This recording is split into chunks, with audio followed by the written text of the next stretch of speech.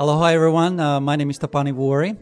I am the general manager at Maui Ocean Center, and I personally wanted to welcome you to tonight's event and personally wanted to thank you for coming in. You're in for a treat. Without further ado, I would like to present Colleen Foster, our Director of Education, who will present tonight's guest. Colleen, it's all yours. Welcome. Good evening. So as our illustrious GM said, I am Colleen Foster. I'm the Director of Education here at Maui Ocean Center. I'd like to welcome you to our Sea Talk series. Thank you for joining us tonight. We're all here for a very, very good reason and to learn a lot more about it. Before we'll get started, I'm going to share a little bit about tonight's format with you. The talk will run from about 6 o'clock till 6:45, and then there'll be times for questioning and answering between 6:45 and 7 o'clock. So please do hold any questions that you have until the end. We do try to end on time, and Sol has said he'll have some time to answer questions after 7 while we're breaking down. So there'll be a little bit of time after that as well. This evening, our special guest is Sol Kaho'ohalahala, who will be talking about the current campaign to expand Papahānaumokuākea National Marine Monument. Sol serves as the director of the Maunalei Community Managed Makai area, a nonprofit organization seeking to educate the keiki on Lanai on the need to balance land use practices while maintaining pono fishing practices. And tonight, he's here to talk about the current efforts to expand Papahānaumokuākea and a place that he considers a sanctuary for our ocean's heritage.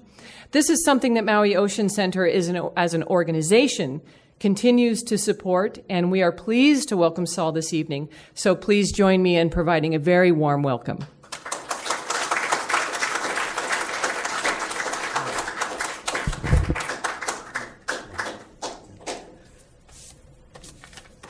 Aloha kākou apau.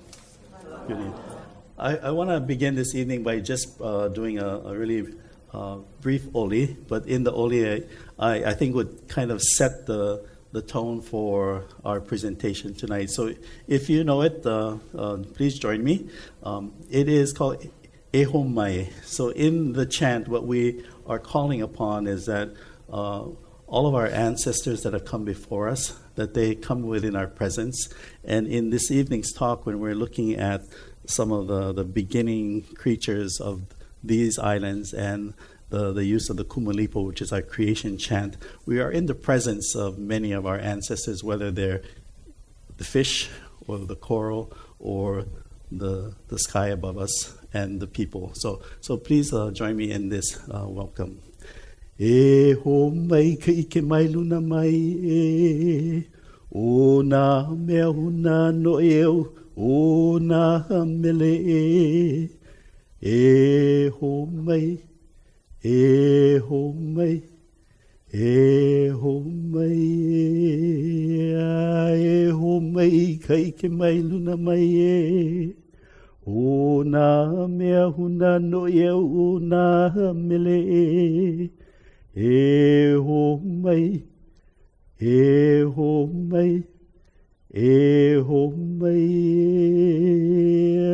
e ho mai ka ike mai luna mai e o nā mea huna no e o nā mele e ho mai, e ho mai, e ho mai. Hi, mahalo. Thank you. So I'm really, really honored and very privileged actually to be invited to be a presenter tonight in this series of presentations that's offered by the Maui Ocean Center. It is about the place that we call today Papahānaumokuākea. Can you say that? Okay. By the end of the evening, it'll just flow off of your tongue. Okay. Okay. So I'd like to begin the presentation by offering this video that was just produced recently, and it kind of brings together all of the different elements of Papahānaumokuākea. And I'd like to begin with this, and then I'll continue the presentation. So.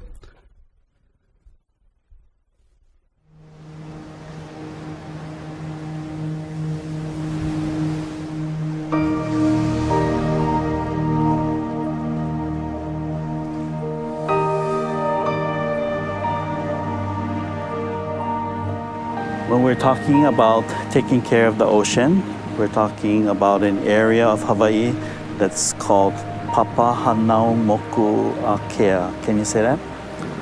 Papahānaumokuākea. The Papahānaumokuākea Marine National Monument is an area of highly protected ocean habitat in the northwestern Hawaiian Islands. The monument is closely tied to the origin story of the Hawaiian people recorded in an ancient chant. The name means where all life springs. Uncle Sol helped come up with the name and is one of the many native Hawaiians with a special connection to this place. Papahānaumoku represents the responsibility to care for the place that is our beginning. The designation marked the beginning of a global movement in ocean protection that led to the creation of more than a dozen other large-scale marine protected areas around the world.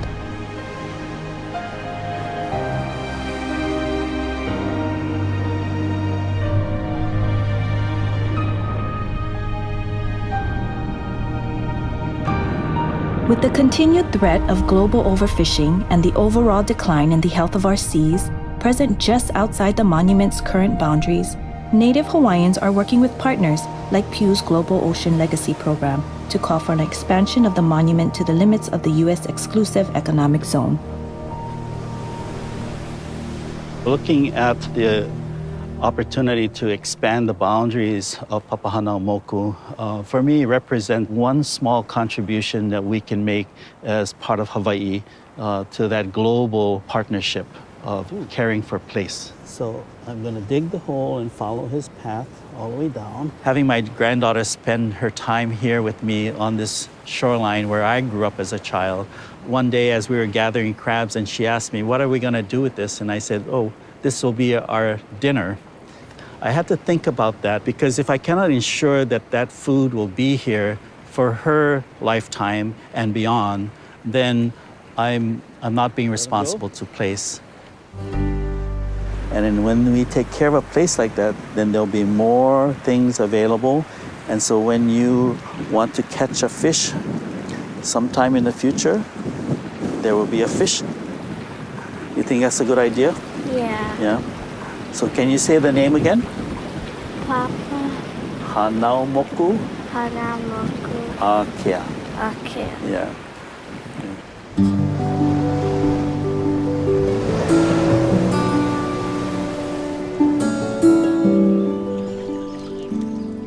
Papahānaumokuākea is a very special place. There are corals found in the northwestern Hawaiian Islands that aren't found anywhere else. Bob Richmond is a marine biologist with expertise in climate change and coral reef ecology. In his work, he's seen firsthand the decline in the global health of our seas. And there's no place on Earth that really is removed from human influences. And whether it be a local influence like sedimentation or overfishing or poor practices,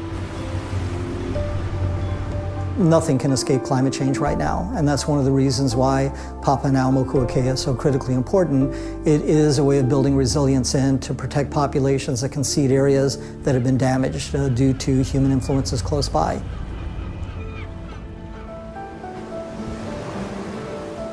As the world's largest carbon sink, the ocean plays a critical role in regulating the climate. By increasing ocean health, marine reserves are one of the most efficient means to protect Earth and its climate. The bigger the monument, the better the impact that it has in terms of achieving the goals and objectives of protection. By establishing a larger boundary, it makes a big difference in terms of adding new deep sea features. In the area proposed for expansion, scientists are discovering new deep sea species, such as fish and invertebrates. Some ecosystems in the area are home to species that haven't been found anywhere else. Expanding the monument will protect these species and the broader ocean ecosystem. We see just a fraction of the world's oceans that are in any kind of protection at all. About 2% of the ocean is designated as highly protected, but scientists say we need to set aside 30% of the ocean to safeguard it for future generations. By establishing a larger boundary that people are hoping for, it will establish the largest marine protected area in the world. No place on Earth is left as a refuge unless we choose to have it.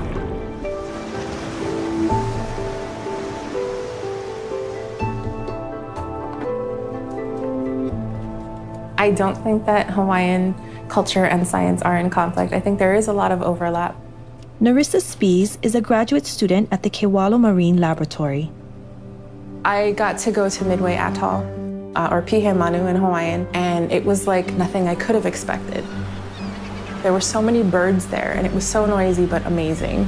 It had quite an impact on me. Narissa was born and raised in Hawaii. As a child, she went fishing with her father off the Kona coast.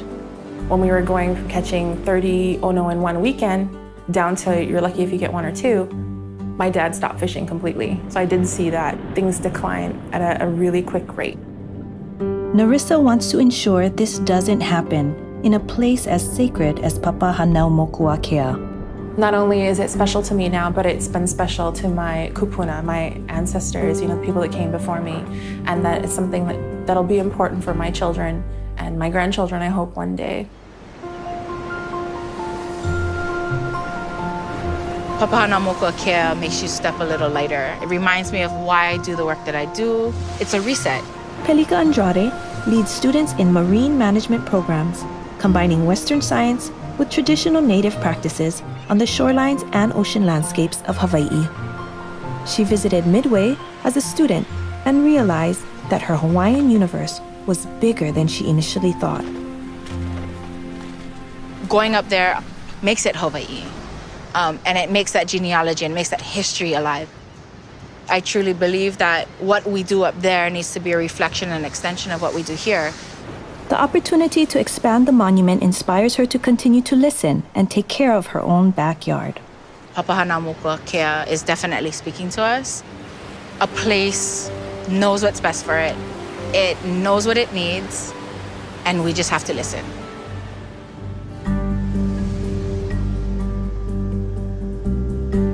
So what we have here is some collections from Papahānaumokuākea. They were some of the first things that were brought back that piqued the curiosity about, what did these islands represent? Kekuewa Kikiloi is an archaeologist and cultural expert on Papahānaumokuākea. His research helped uncover the deep connection our ancestors had to these islands. Papahānaumokuākea is really like a raw and unfiltered place. You see animals and wildlife that interact with you.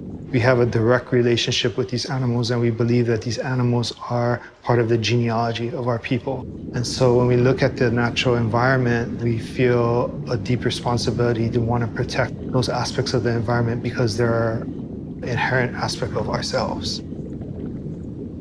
We need to expand Papahānaumokuākea because it's the right thing to do, I think, right now. We have an opportunity to make a statement to the world that we are committed to ocean protection and that we are expanding our monument as well. Across Hawaii, expanding Papahānaumokuākea represents an opportunity to aloha aina, or care for what feeds us. Sol and others, including advocates from the Pew Charitable Trust, took this message to policymakers who can take bold action to care for our ocean. It's clear to me that if our children are going to inherit this place, that we all have to contribute to its care. We're at a critical juncture, I think, in the world where we can either start to change our policies and the way we manage our planet, or we can go down the same path that we've been going. If we don't set aside areas, there's not going to be anything left. We should expand Papahānaumokuākea because it's something that's sacred to the Hawaiian people. It allows us to pass on a legacy that we can be proud of. I hope we leave an ocean for my granddaughter that will be clean, healthy, and something that will sustain her so that other children will have the same thing she shared.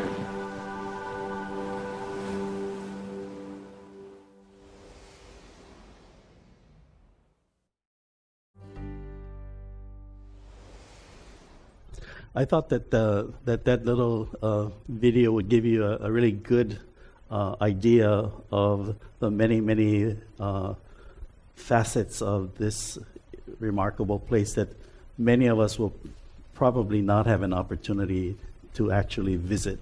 And so the idea of trying to take care of a part of Hawaii that is so far and so expansive and yet so rich in resources, whether they're cultural or natural, is something that we need to be connected to if we're going to find it necessary to participate in its care and in its longevity. So I'd like to talk a little bit about the place Papahānaumokuākea, and if you would bear with me, and let's see. And so let's start with the name, you know. So real easy to remember. So in our Hawaiian cosmology, I brought with me a book that I carry around all the time, and it's the Kumulipo. And if you have not heard of the Kumulipo, it is a chant that is the creation chant of the Hawaiian people. And this particular edition was the Kumulipo that was translated by Queen Liliuokalani at the time that she was imprisoned in her own palace, and she decides that in the time that she had there in her palace, locked in her room, she would translate the Kumulipo as a gift, and a gift that she says that she hoped will have relevance for those who find it necessary to understand. And she even remarks in this translation that the language that was used in the chant itself, which is over 2,200 lines. I'm not going to chant that for you tonight, okay? But someday I hope to do that.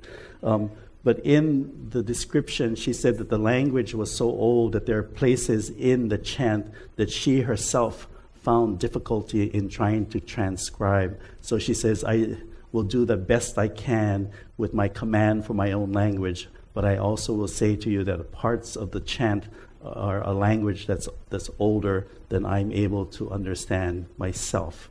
But nonetheless, so this edition is been out of print for quite a while, and I like to kind of carry it with me because it is something that I think as a native Hawaiian I should have some understanding of our own chant that speaks of our beginning and our place. But what is relevant in the Kumulipo and is pertinent to Papahānaumokuākea is that in the very beginning, so it describes Papa, which is for us Mother Earth, okay? And then on the end part of the name, Papahānaumokuākea, is the contraction of the word Wakea. And Wakea is Sky Father. So these are the two elements that really come together. And then when you bring Earth Mother and Sky Father together in their union, so here is part of the elements of that. We have this blending. And so in that blending, in the Kumulipo, it describes it as the vali. There's this sludge that comes together. And from that vali will emerge the first creatures of this place. And so I think this is a wonderful expression of Wakea and Papa and the creation of all things. So in the very first few lines of the Kumulipo, it says that emerging from the vali would be the first creature, and it is the uku ko'a. And if you know that, it is the coral polyp. So when we talk about all things being created, the earliest and the first of those creatures is the uku ko'a. So for us, as you saw Kekuewa describe in his presentation, we are connected to all of these things. And as the people, we come much later in that genealogy. So we're not the beginning, and we're surely not going to be the end.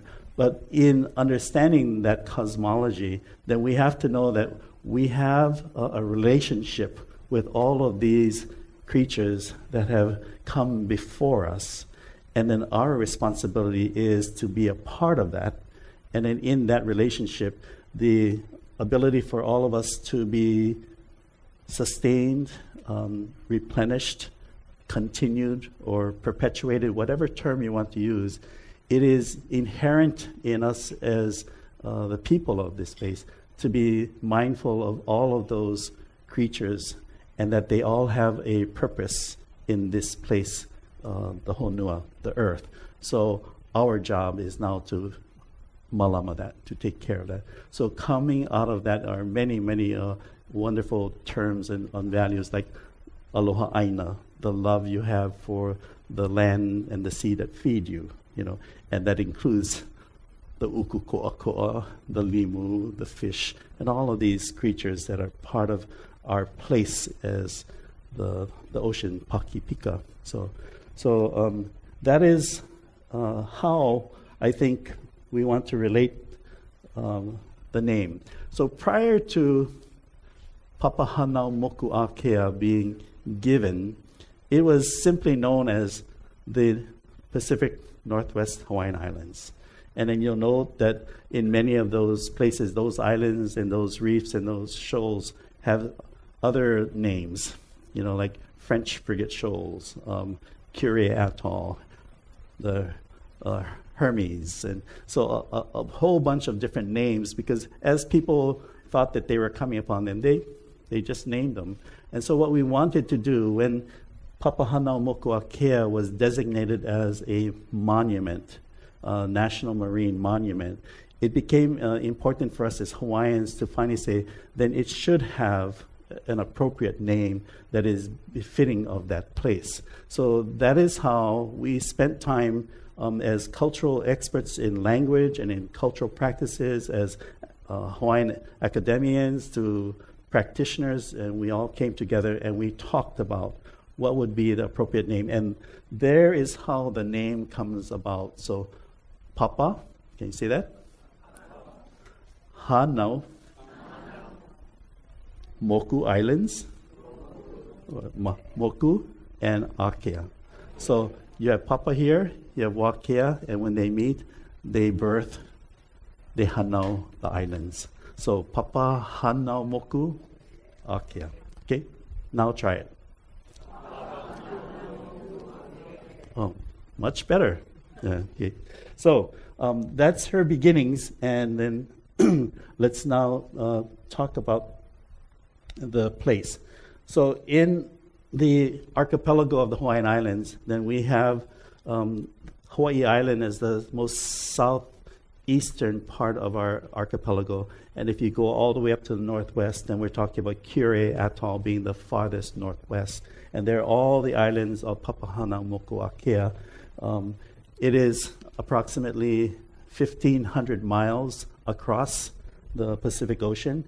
And then when we talk about Papahānaumokuākea, the birthing of the corals become very important because we're an ocean people. So coming from the ocean now are going to be these creatures. And they're the beginning, creatures that set up the entirety of that ecosystem. And then they're all related to one another. So the fish are birthed, and then the seaweed are birthed, and then all of the creatures that are a part of the marine environment. And then the islands are also birthed. So we talk about Nakeki'a Pele, Pele being our fire goddess, that the islands also are given birth. And then they're also named accordingly by our own Pele chants about the creation of islands. So, and then of course, it goes beyond just the land and the sea. It now takes flight so that the creatures there now are airborne. And so in the Kumulipo, what is really remarkable is that they do a pairing in the Kumulipo so as not to forget, or maybe easier to remember, is they would name a creature of the sea, and then they would pair that creature with another plant on the land. So as an example, the palawa is the name for the whale. Okay? On the land, we have awa, and the awa is the sandalwood, the iliahi. So these are paired. So this is an example of the pairing. And I think in the Kumulipo's pairing, it was partly to help remember. So you hear the similarities, palawa, awa. So if you were chanting this, you would now call, okay, palawa, awa, and then you'd keep going with the pairing of these plants of the sea and then plants or animals of the land.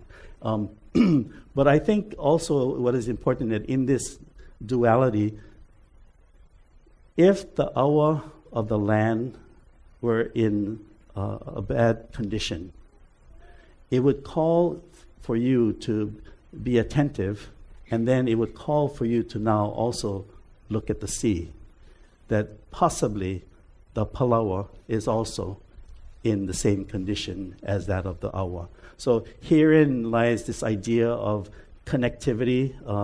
We call it ecosystems today. The connection of plant and animal and land. And then now the pairing will take off and take flight. So we'll have the birds and their pairing to the land, and we'll have the birds and their pairing to the sea. And they're all written here in the Kumulipo. And that's why I'm intrigued that when I'm sitting at an airport after many hours of getting through a line, that there's moments that you can take to learn something more about home, about place. And so this helps me, and I carry it along. But I would invite you to, if you've never ever taken a look at the Kumulipo, there are several translations of the Kumulipo. I just happened to attach myself to the one the Queen herself translated. And we are trying to get this reprinted so that it will be available as well. Okay, so isn't that awesome? Yeah, that in an old chant, that there would be someone that's thinking about its relationship in ecosystems. And then to take it one step further, not only was it this duality of pairing land, sea, and sky, but the names given to the plants and animals are now also the genealogies of the people. So they're the actual names of families. So now blended into the Kumulipo is one more layer of information.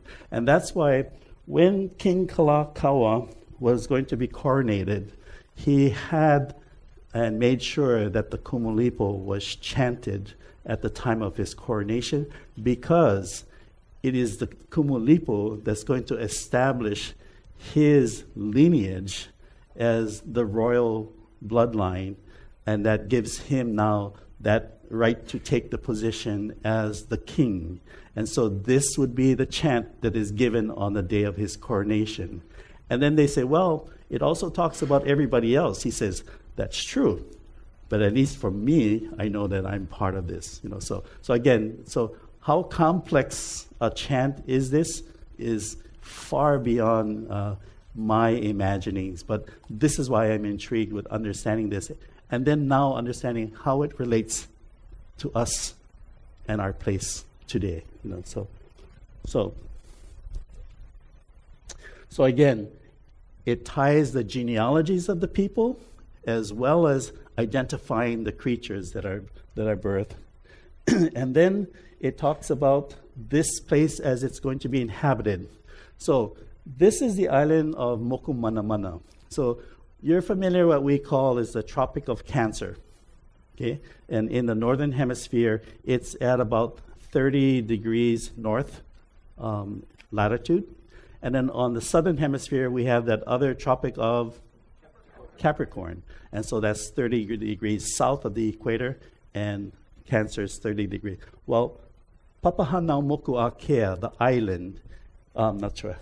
Moku-Mana-Mana, the island, is on that 30-degree north latitude. And so the Hawaiians went there, and because of that, they put on this island these sites that were going to mark the solstice of the sun. So as the sun is moving into the northern hemisphere in our summer months, the farthest swing of the sun to the north is going to be on the Tropic of Cancer. And therefore, Moku-Mana-Mana, on that line, the Hawaiians took an opportunity to mark that and to know that in this season of the sun, this is the farthest reaches of the sun to its northern swing. And then for 5 days, the sun would stay in that position as she's beginning to appear to now move back to the south. Again, so here are some of the cultural kinds of information that was also left in Papahānaumokuākea on the island of Moku-Mana-Mana. Awesome? Yeah.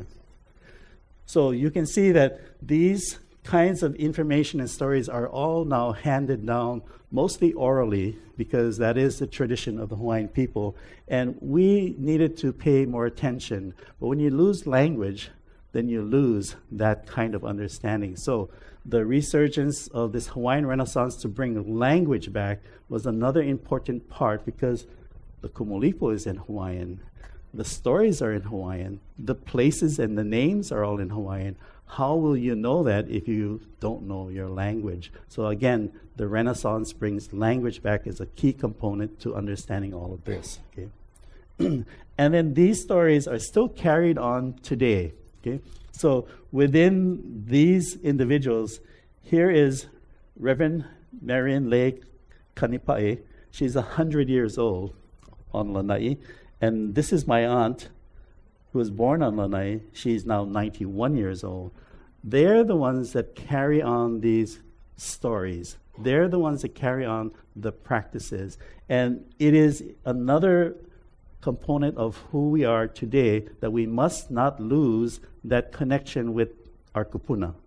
And for as many that are here today, if you are related to them, be sure that you spend time with them, because their lives are enriched by years and experiences far beyond ours. And it is important, as the Hawaiians say, ika wā mamua, ika wā mahope. If you're going to move forward, then you need to look backward.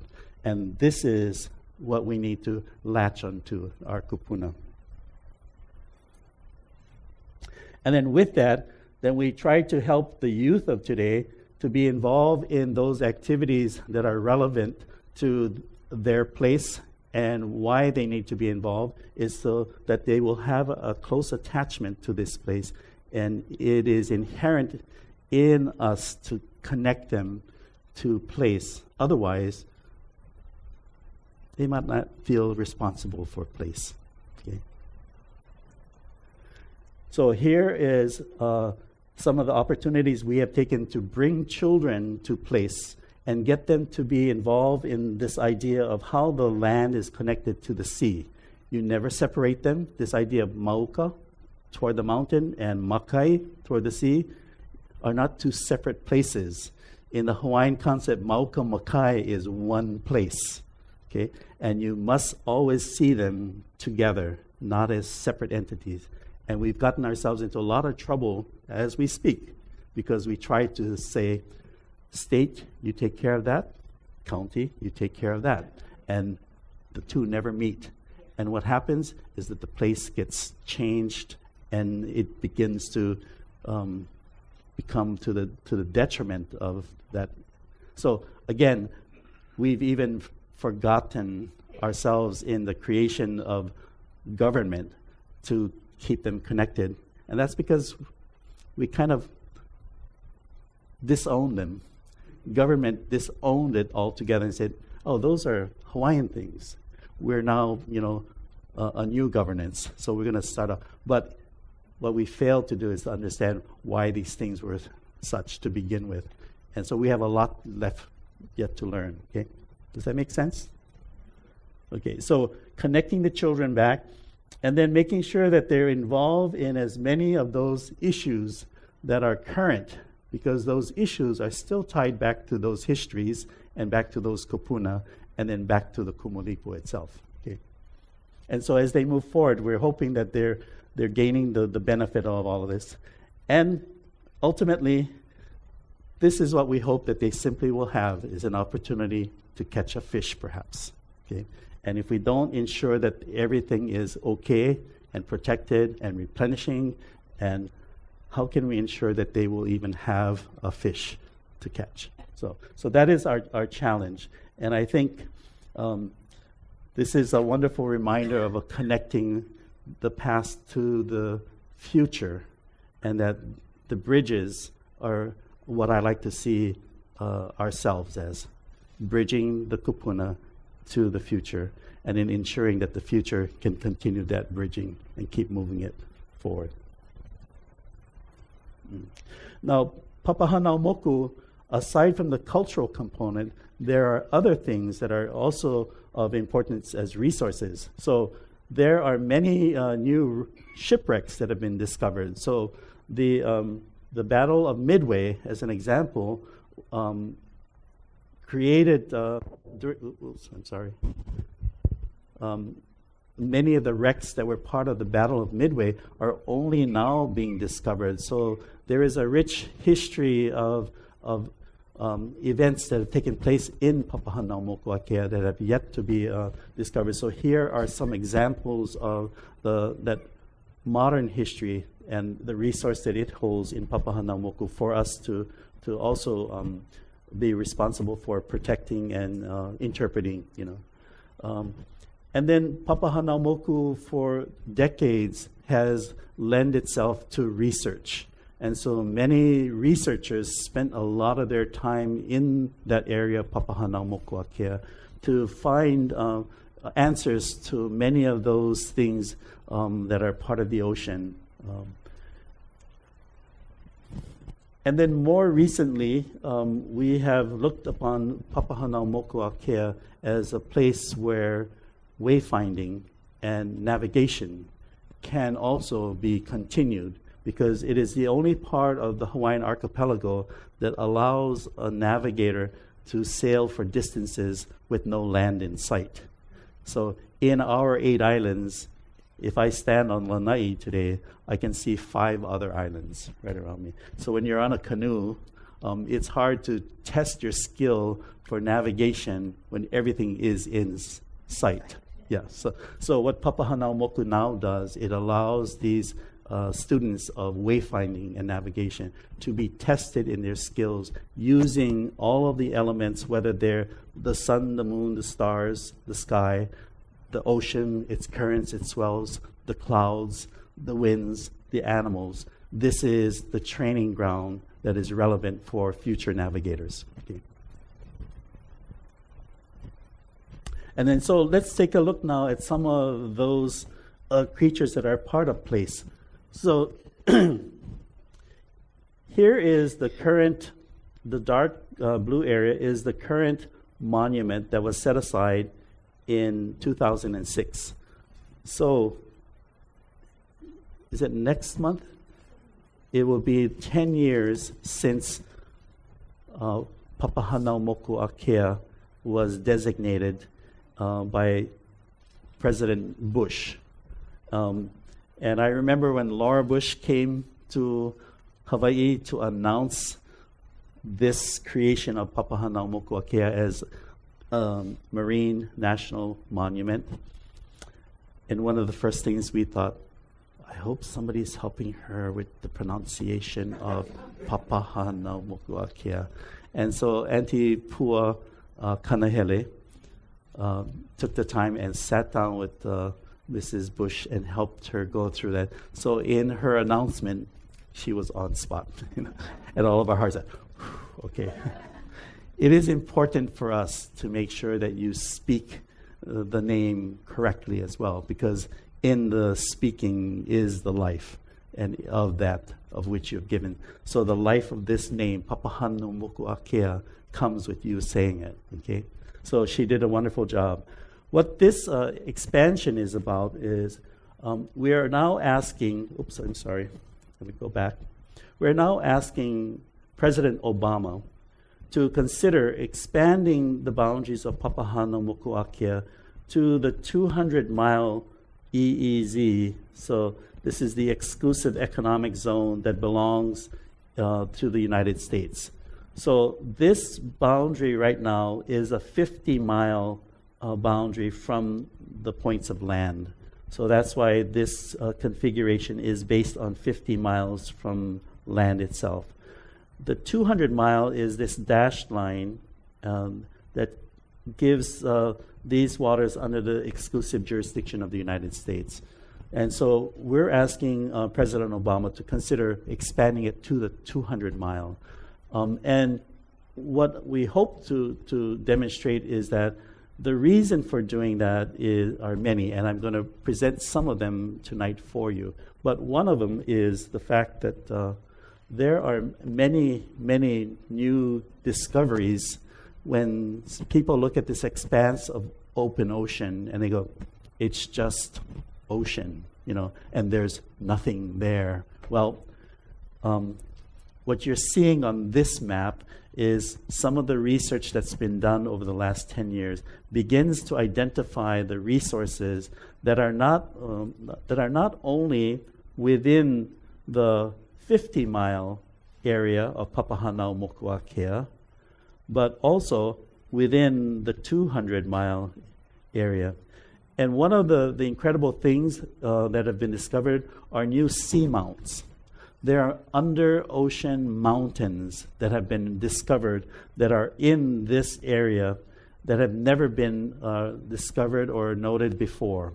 And in those mounts, what we're beginning to see is that the diversity of animal life that's attached to these mountains. An example of a seamount, it's the size of Haleakala. So we're talking about not little blips here, we're talking about huge, massive mountains that are all under the ocean within this 200-mile area. This area here is a string of mountains or seamounts that actually connect Papahānaumokuākea to the Johnston Atoll. So when you look at undersea connectivity, these are safe places where creatures can actually travel across to enter into another area of ocean from a separate area of ocean again. Okay? So again, these lend to us now new information about what is within Papahānaumokuākea. This particular map, and it's quite small, but it's to give you some of the visuals of the things that have been discovered there that have not been recorded before. So we're finding new species of animals, new species of plants like limu, new species of coral, never ever recorded before. And so these are, and I cannot help but going back to the chant. When it says, in the vali vali was the creation. And if we continuously find new creatures within Papahānaumokuākea, I like to think that the vali vali is still working. And so, of course, this is a part of our place. Of course, this is why it needs to be protected, because it speaks to all of the things that we have become beneficiaries of, and it's still doing its thing. So isn't it worth keeping? So that's the question. So these are images of those new discoveries. So this black coral was discovered in Papahānaumokuākea. It's dated to be 4,500 years old. It is now being touted as the oldest living animal on the planet within Papahānaumokuākea. And so they say that 4,500 years ago, it was at the time that the pyramids were being built. And can you imagine that little coral polyp starting in the Vali Vali here in Papahānaumoku, and it has survived so that it is aged today at 4,500 years old. Okay, and then here are some of the seamounts that are the size of Mount Haleakala. and many, many of them, along with new creatures that have been found. So when we talk about the expansion of an area of ocean that appears just to be the high seas, that within it are many of these newly found resources that now lead us to believe why it's even more important to help protect our place. Okay. So let's look at some of the beautiful creatures. Okay, we know that the monk seals have made that become a main part of their home in Papahānaumokuākea. Here is a new he'e, an octopus that was newly discovered just recently. Never a new species altogether. Okay, so of course, a lot of sharks. When there are, you all saw the article of the sharks within the Hawaiian Islands on the newspapers several weeks ago, and they said that Maui County had the highest numbers of sharks. Well, if you go to Papahānaumokuākea, you will see that there are sharks all over the place. But the sharks are an indication of the health of the place. So one good thing we should know that Maui Nui is a better place than some of the other Hawaiian Islands, and therefore we should be happy that we have lots of predators here. Just don't be off your timing, okay? So that's when we get into a little trouble here. But Papahānaumokuākea is filled with predators. You see them all right here, okay? They're all part of that environment because of the health of that environment, okay? And of course, the naya, the dolphins, and the birds. These birds are incredible. Their range for finding food and their movement across the oceans is incredible, the distances that they fly, and then they always come back to Papahānaumokuākea to mate and have their chicks. Okay, so this is their home.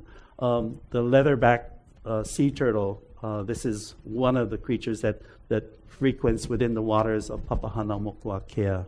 Of course, these are all of the albatrosses. There are many different kinds of albatrosses, but this is their home. And then we have species of false killer whales that are endemic and only found within Papahānaumokuākea and no other place on Earth. So, and that brings now to mind that many of the species of plants, animals that are in Papahānaumokuākea are endemic to Hawaii, meaning that they're found nowhere else on Earth. Incredible? Yeah. And so, again, 4,500 years old, the oldest living animal on Earth is right here within our own waters. And then lastly, I wanted to say that it is the place where we are still now using to help teach navigation and wayfinding to the future navigators that will continue the voyages of our canoes. So this is a great shot of me and my mo'opuna, but I think for me what is really, really clear is that the effort that I need to make is really tied to her as the beneficiary. And if I cannot make that connection between what it is I'm doing today, then I'm probably wasting my time, because we're at a time on Earth where we're facing many, many more challenges globally than we have had. In fact, we have experiences now that are experiences that our kupuna may have never had. So the question is, how do we relate to those challenges and changes globally in our place, and what will be their inheritance of this place? So I want to make that part of my effort. One of it is that I have a vision that she will continuously be able to sustain herself here in Hawaii, and to do that, it requires us to ensure that these environments for which food is created is also protected and cared for, so that she will have the things that she's become accustomed to. Okay. And that's the vision, okay, for Papahānaumokuākea. So I thought I would just kind of give you a sense of this place aside from that, and then I want to add one more video to give you an idea of the deep dives that have been done by NOAA. And in the deep dives, you will see some of the creatures that I just spoke about. Have you been out there on the 6-month NOAA study residency thing?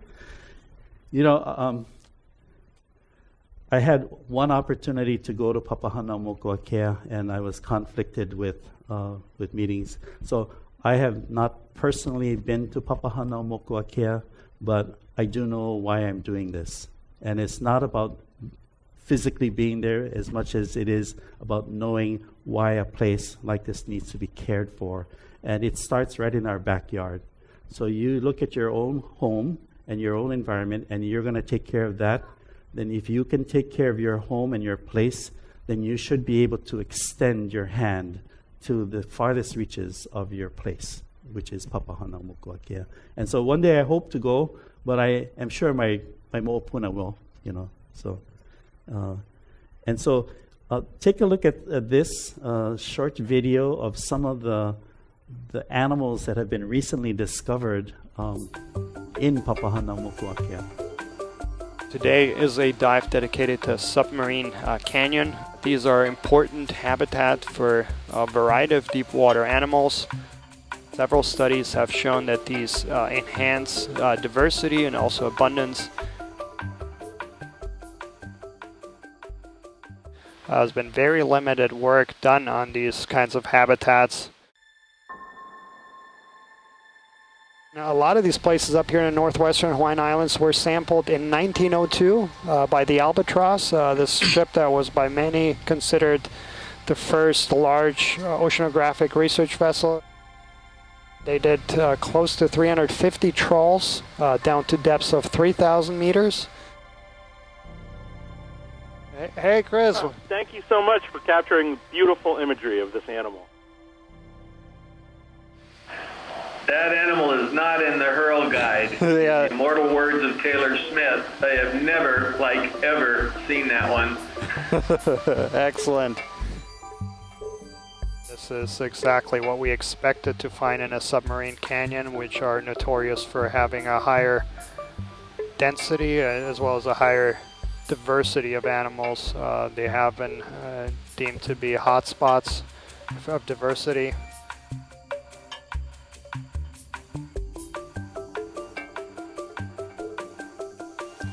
So yeah, that large anemone that's now in view, that is in the genus Exosalactus. The smaller individual next to it is unknown to us.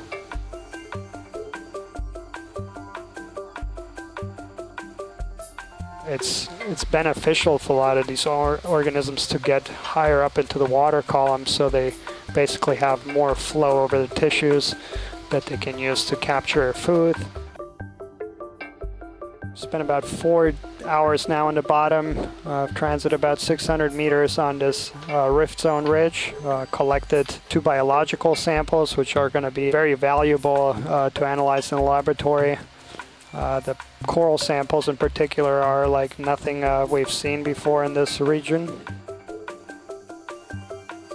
For Papahānaumokuākea, for example, some rudimentary analysis and baseline inventories that were done suggest that we have about 7,000 marine species. About 25% are found nowhere else on the planet. As we're starting to look deeper and deeper, we're coming back with new species, new genera, and potentially new families. So really highlighting that we've only really scratched the surface, and it's the tip of the iceberg, and there is a lot of biodiversity that remains to be discovered.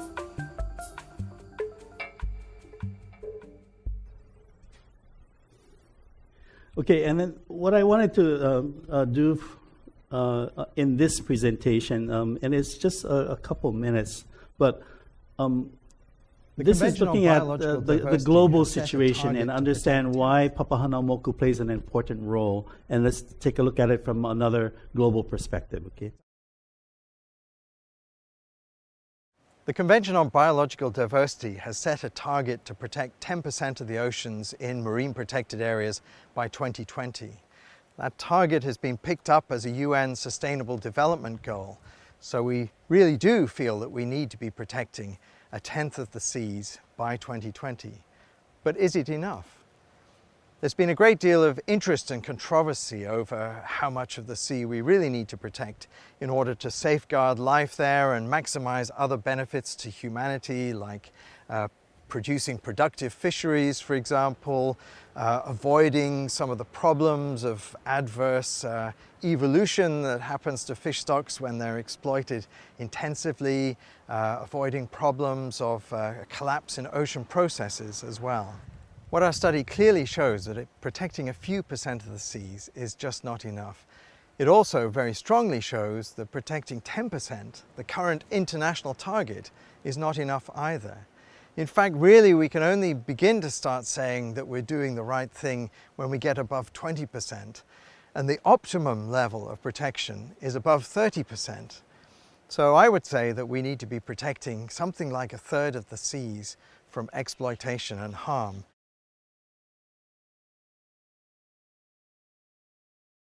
If we get it right, life will be safeguarded well into the future, species won't go extinct, and fisheries will continue to thrive. If we get it wrong, we're going to see an increasing amount of dysfunction in the sea, collapses of populations there, harmful algal blooms, beaches becoming too contaminated for us to use.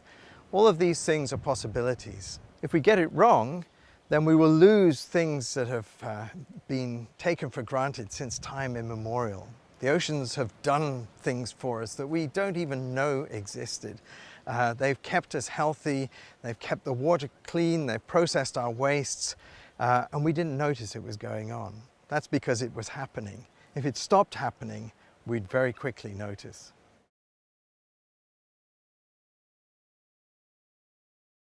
Very few of the studies that we looked at set out trying to answer the question of how much of the sea that we should protect.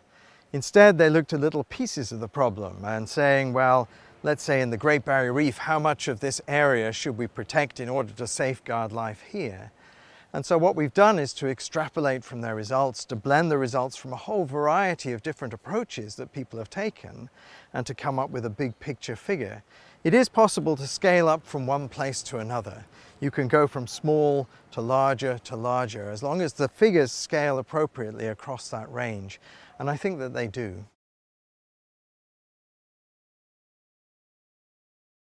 One of the things you might think in this kind of study is that the answer for fishing would be very different from the answer for nature conservation. So people might say it's all right to protect 30 or 40% of the oceans to protect nature, but if we're going to fish productively, then we can't protect anything like that much. One of the really interesting findings from the study is that the amount that we should protect to benefit fisheries, forgetting all about nature conservation, is the same. It's up there in the range of 30 to 40%. So safeguarding fisheries and safeguarding nature are not incompatible at all. We can achieve them both by creating the same networks of marine protected areas. When people hear a figure of 30 to 40% of the oceans being protected, it seems to them just far too much. And then they'll say, well, it's impossible to do that, or you're crazy. But maybe we were all crazy thinking that we could get by without protecting that much of the sea. If you think about it, for the great majority of the history of planet Earth, ocean life has thrived without any human exploitation. Now we're chasing them down with industrial fishing boats, and is it a surprise that they can't cope? In fact, really, we'd be crazy to think that we could get by and safeguard life in the sea and the fisheries and the livelihoods that depend on it with anything less than 30 to 40% protected.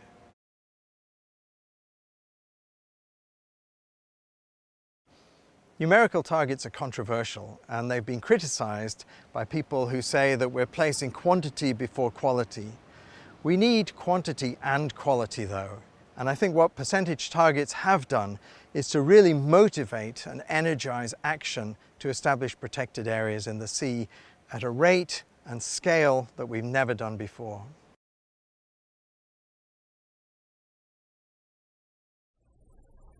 So I wanted to add that to kind of conclude my presentation. And the reason for that is that Papahānaumokuākea, if it is going to be given that status as the expanded marine protected area, she will become the largest marine protected area on Earth.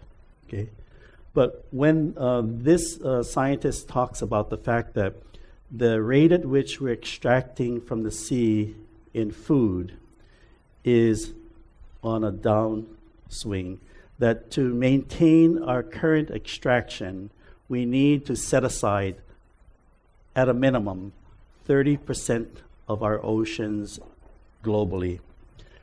Today, as we speak, protected oceans globally are only at 2%. Okay? And if we add, and if we have the privilege of including Papahānaumokuākea as a marine protected area, it would change that to 2.3%. So we are far from reaching what is necessary for us globally if we expect to extract at the current levels we are. We're eating from the sea that's feeding us, but we are not returning back to the sea the protection she needs to continuously provide for feeding us. So our initiative for Papahānaumoku is intended to be a contribution to that effort to raise the protection to the 30%. But as you can see, even though she will become the largest, we've only bumped it up by 0.3%. So what we are hoping is that President Obama, in making this designation and expanding Papahānaumokuākea, is also a timely one.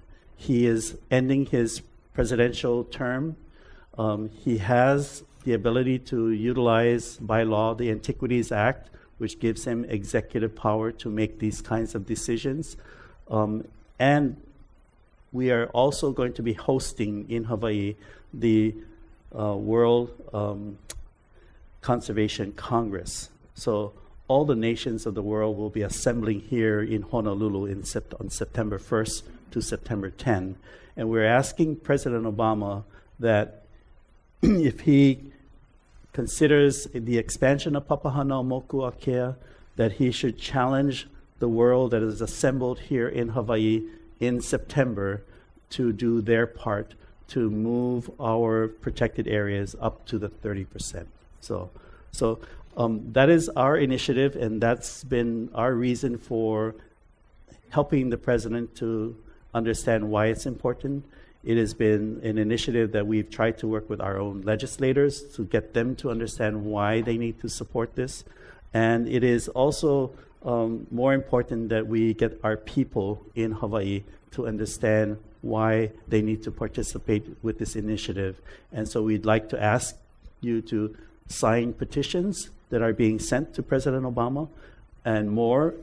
So if you want to do a personal letter to the president himself, send him a letter and ask him to consider expanding Papahānaumokuākea, because it is what is necessary for us to do, not just in Hawaii, but to lead the way, for this effort. So with that, then I want to thank you for allowing me to be here tonight to present this. I hope you've learned a little bit more about our own home, Papahānaumokuākea, and you can all say it? Very good. Okay. You can leave tonight. Okay. I'd like to introduce Liz Foote, who's been also here in Maui in this effort, and I wanted to give Liz an opportunity to talk about our initiative to expand and the things that we're asking people to do as well. Yeah.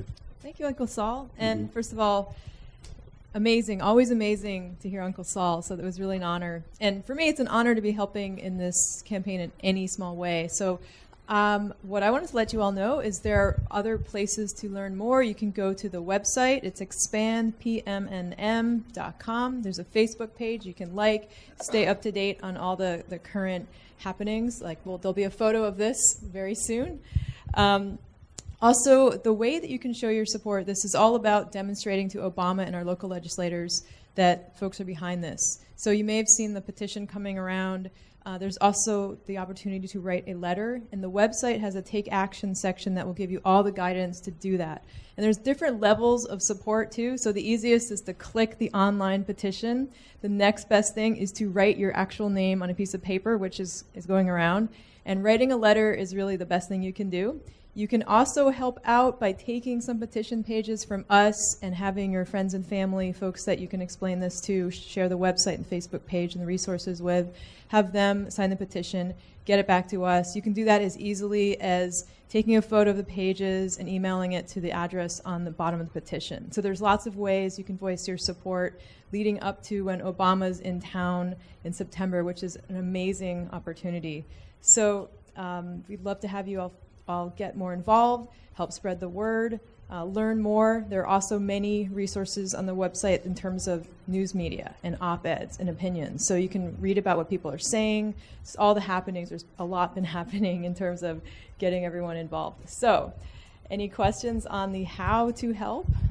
It appeared to me there was more than one petition back there. Are there different petitions? There is one petition, and it has a hometown section. There's other petitions out and about, but we're going with the hometown one. The other documents that you're seeing on the clipboards, if you would like today, before you leave, that would really help. We have a template for a letter. So if it's a time thing and it's difficult to write a letter and go on about yourself, we have prepared it for you. You can fill in the blanks, your name, where you're from, and sign it and date it. And that's a great way to log your support as well. So there's a lot of different ways you can help, and those are the two things that we have here tonight. Anything else I left out?